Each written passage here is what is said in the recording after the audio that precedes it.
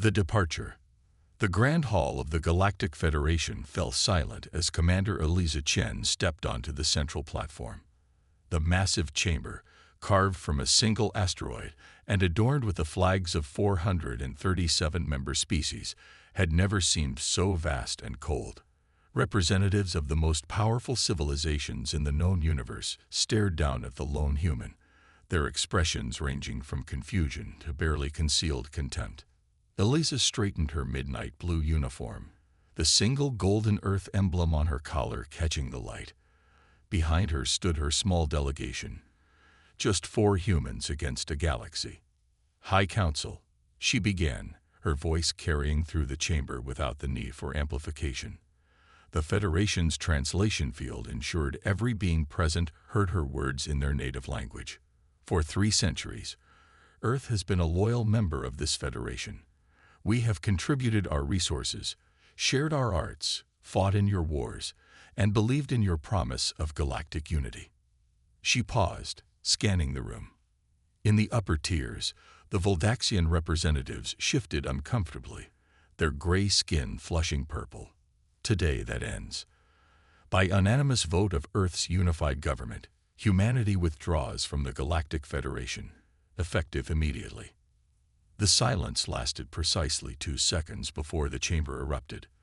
The Tildoran ambassador, a being of living crystal, emitted pulses of red light that signaled extreme agitation. The Vorith delegation stormed toward the exit, their gravitational distortion fields making the air shimmer around them. Silence. The voice of High Counselor Zinfar, an ancient Exorian whose species had founded the Federation millennia ago, cut through the chaos, his 4 arms raised in the traditional gesture for order. "Commander Chen, this is highly irregular. The withdrawal protocol requires a minimum 50-cycle notification period and approval from the High Council." Eliza smiled thinly. "With respect, High Counselor, those requirements were added during the Betelgeuse Accords, which Earth voted against. Our legal team has identified 126 violations of the original membership agreement committed by the Federation against Earth in the past decade alone. These violations nullify any secondary agreements." She removed a small device from her pocket and activated it. A holographic display appeared above the chamber, showing a rotating Earth alongside countless data streams. "For too long, we've ignored the evidence before us. Earth provides 32% of the Federation's food supplies, while receiving only 8% of technology sharing. Our scientists develop breakthroughs that mysteriously appear in Federation products months later, classified as parallel evolution. Our colonies face resource quotas that increase annually while our voting power diminishes." The Silurian trade minister rose from his seat, his feathers bristling. "Humans simply lack the perspective to understand galactic economics. This impulsive behavior only proves why your species requires supervision." "Thank you for making my point, Minister," Eliza replied coolly. "Earth's decision is final. Our borders remain open to peaceful trade with individual species on bilateral terms. All Federation military installations in Earth territory must be evacuated within 15 Earth days. All monitoring equipment must be removed within 7. She turned off the holographic display and looked around the chamber one final time. "Earth stands alone now, and perhaps for the first time since joining your Federation, truly free." With that, Eliza and her delegation turned and walked toward the massive exit doors. As they passed through, her second-in-command, Colonel Marcus Way, leaned close. "Do you think they'll try to stop us?" he whispered. Eliza kept her eyes forward. "Not here. Not now. But soon." Their shuttle departed the Federation station orbiting Proxima Centauri within the hour. As Earth's delegation pulled away, news of humanity's departure was already racing across subspace communications. Throughout the galaxy, beings of all species stopped what they were doing as alerts flashed on their devices. Earth had left the Federation, and the ripples would soon become waves.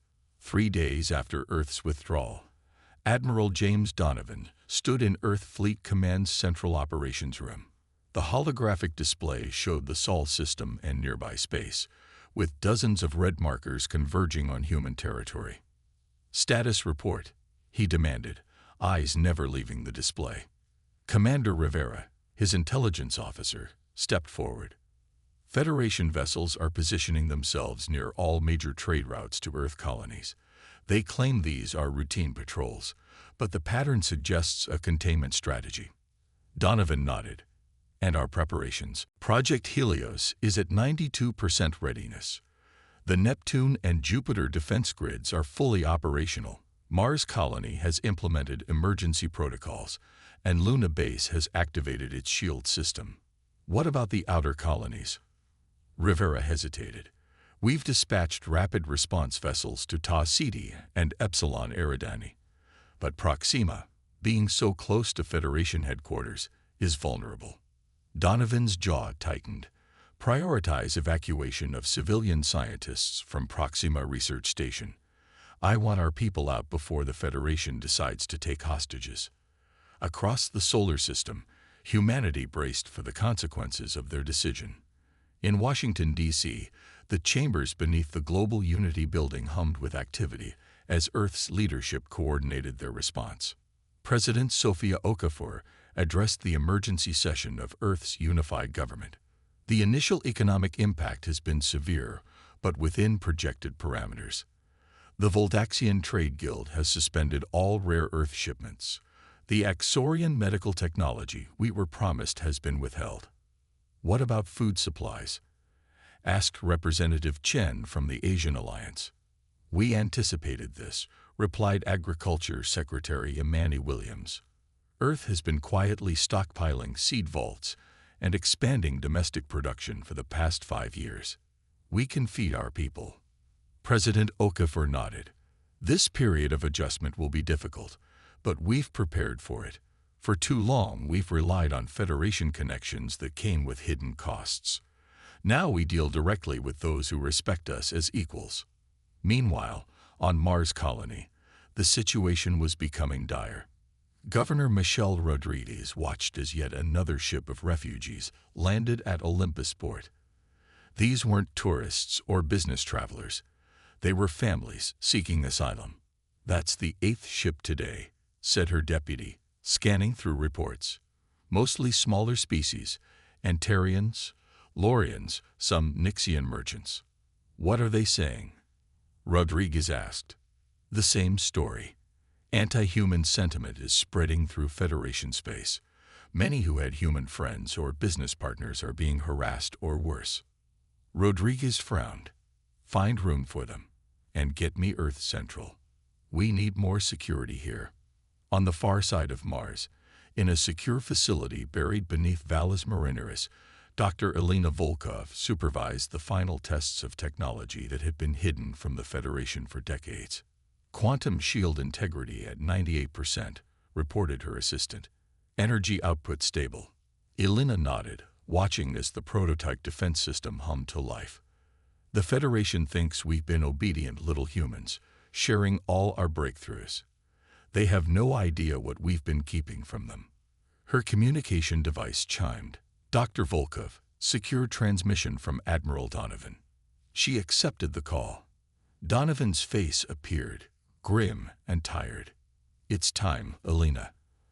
Our deep space probes have detected Federation warships mobilizing near Alpha Centauri. We need Project Helios operational within 48 hours. "We're ready, Admiral," she replied. They have no idea what they're about to face. As Earth prepared for potential conflict, other developments were unfolding across the solar system. On the Jupiter mining outpost, Chief Engineer Sanjay Patel floated through the maintenance shaft, checking pressure seals. When he reached Junction 12, something caught his eye. An unusual device attached to the station's main communication array. He moved closer, scanning it with his tool. It wasn't human technology. The device pulsed softly with blue light, sending data somewhere distant.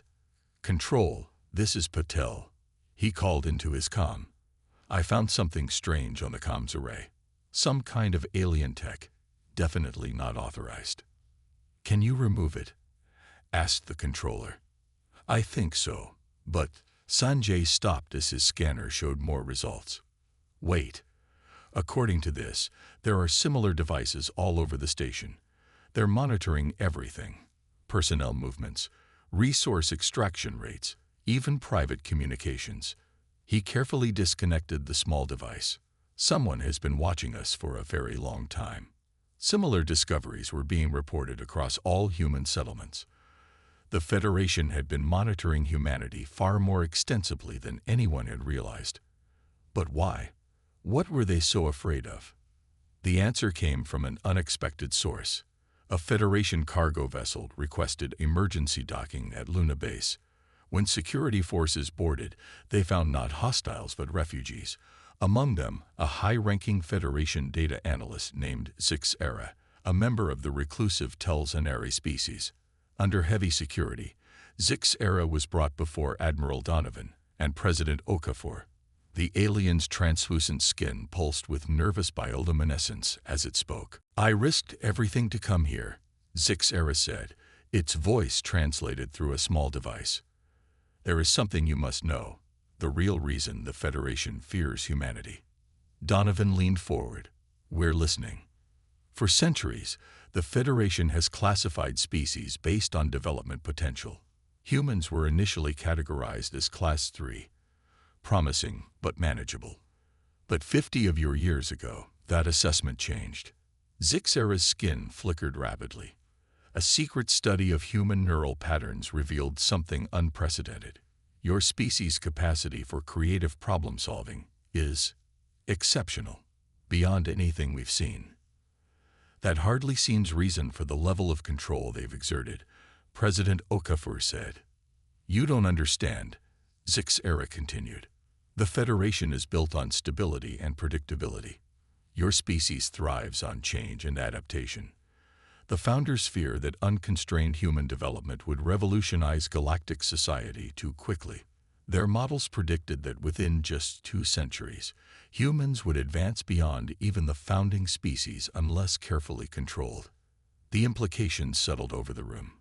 Humanity had been deliberately held back, their potential feared rather than celebrated. "There's more," Zixera added, trembling slightly. "The Federation Council voted yesterday. They've authorized a containment operation against Earth. It begins in less than 12 hours. As if confirming the aliens' warning, alarms blared throughout the complex. Commander Rivera burst into the room. "Admiral, we're detecting multiple Federation warships entering the Sol system. They've bypassed our outer detection grid." Donovan turned to President Okafor. "Madam President," she didn't hesitate. "Activate all defense systems. Launch Operation Prometheus. Across the solar system, hidden facilities rumble to life. The technologies humanity had kept secret were about to be revealed. As Federation warships approached Earth, they had no idea they were about to discover why humans should never be underestimated." The Reckoning. Fleet Admiral Vexnar of the Galactic Federation stood on the command deck of the dreadnought Eternal Dominion, the largest warship ever constructed. Through the massive viewport, the blue-green planet Earth hung suspended against the blackness of space, looking deceptively peaceful and vulnerable. "Preliminary strike teams are in position," reported his second-in-command. "Targeting systems locked on Earth's major defense installations, quantum disruptors at full capacity." Vexnar nodded, his scaled head reflecting the light of tactical displays. "The Council's orders are clear. This is not an extermination mission, but a demonstration of force. Once their defenses are neutralized, the humans will have no choice but to accept reintegration under direct Federation oversight." "Sir, human communications remain silent. They've made no response to our ultimatum." Vexnar's 4 eyes narrowed. Curious. Perhaps they believe their primitive defenses will protect them. He raised a clawed hand. "Begin the operation." The massive Federation fleet, consisting of over 300 warships from 24 species, moved into attack formation. The first wave, specialized EMP vessels designed to disable Earth's electronics, accelerated toward the planet. Without warning, The space between Earth and the Federation fleet shimmered. What had appeared to be empty vacuum suddenly rippled like disturbed water. "Sensor anomaly," shouted a technician, detecting energy patterns of unknown configuration.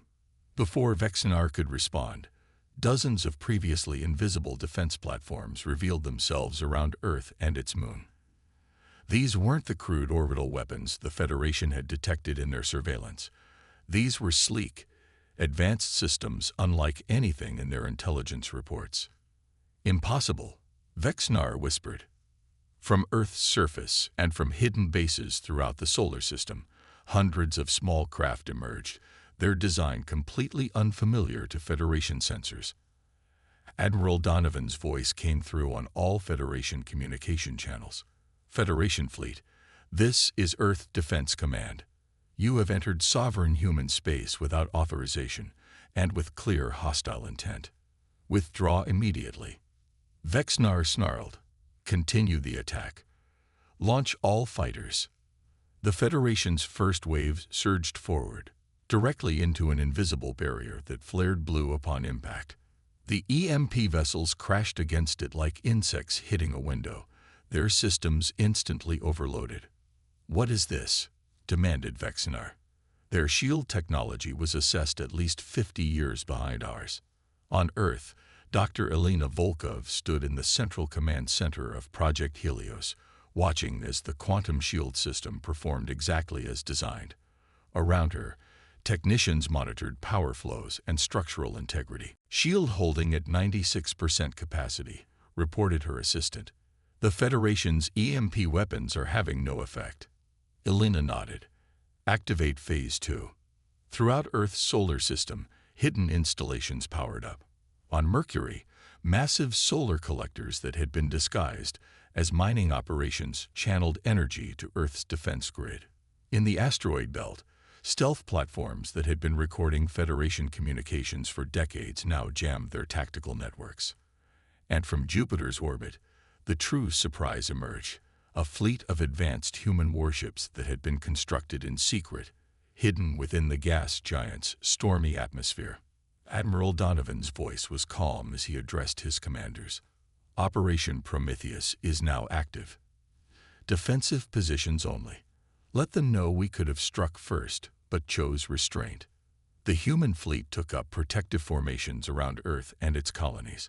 Their technology was unlike anything the Federation had seen before, not because it was incomprehensible, but because it represented paths of development the Federation had never explored.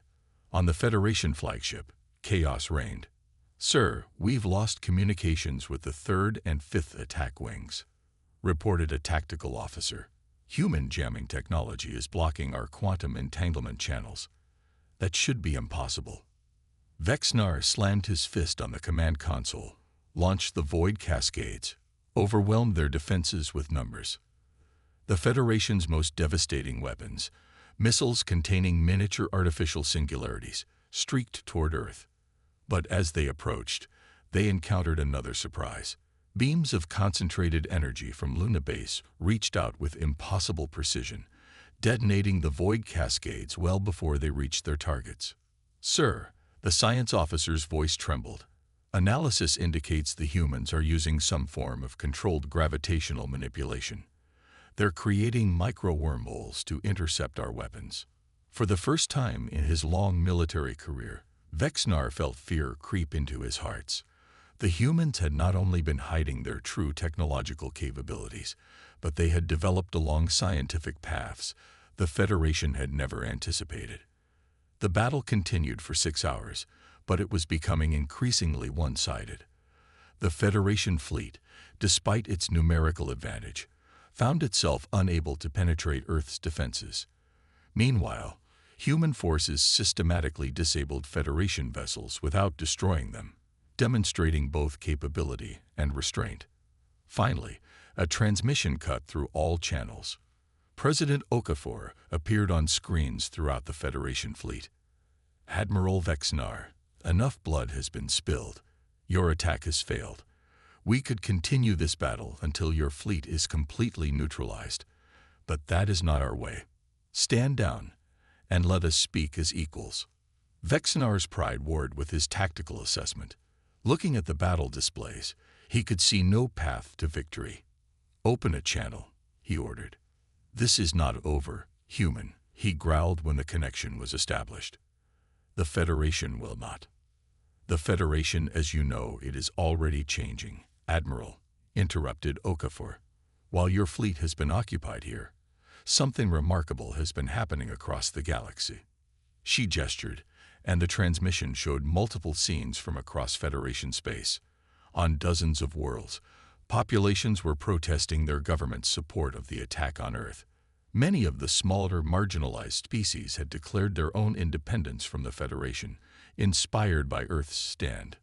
"We've been broadcasting the truth about this unprovoked attack throughout the galaxy," Okafor explained, "along with evidence of the Federation's systematic suppression of not just humanity, but many other species. The foundation of fear upon which your council has built its power is crumbling."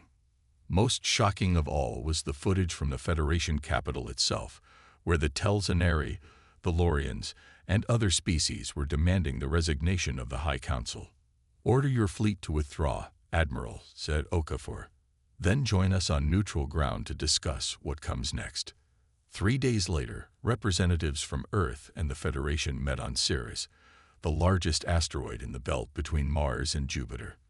The massive chamber, carved from the heart of the asteroid, was filled with tension as Admiral Vexnar faced President Okafor across a simple table. "The High Council has authorized me to negotiate a cessation of hostilities," Vexnar said stiffly.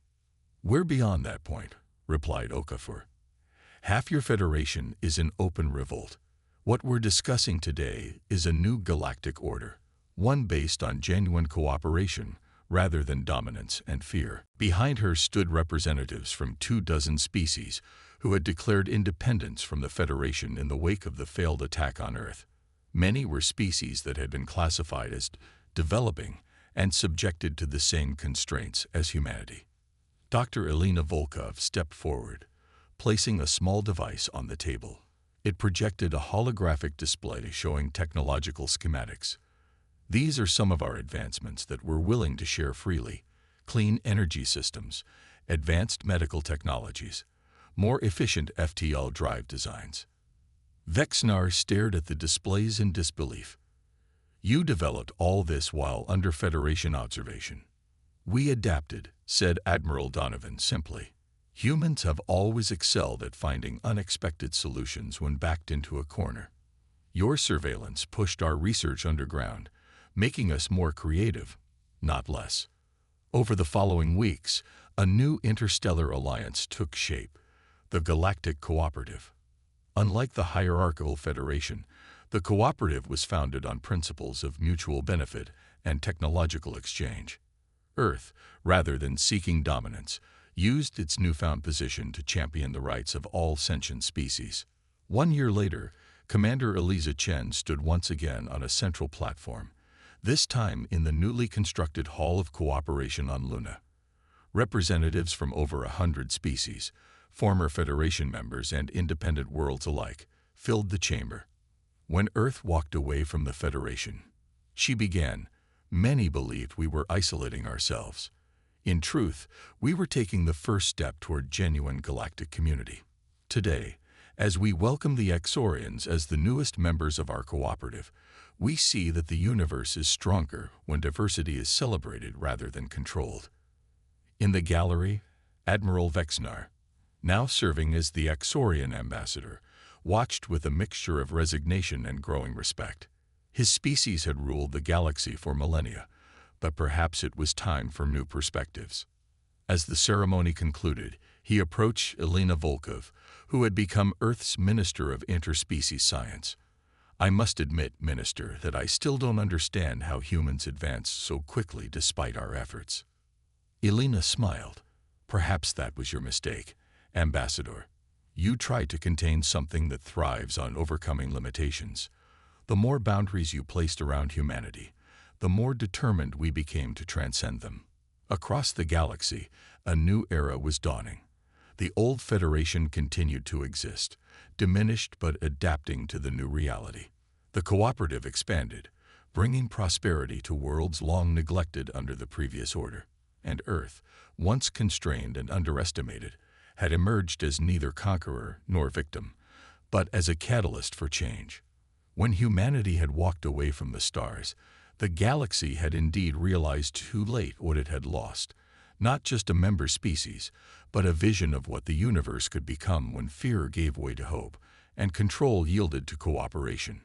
In the vast chamber beneath Valles Marineris, where Project Helios had been born, a new generation of human and alien scientists worked side by side, their diverse perspectives solving problems neither could address alone. Above the main entrance, a simple motto had been engraved: "The universe is not made better by making others smaller, but by helping all to grow."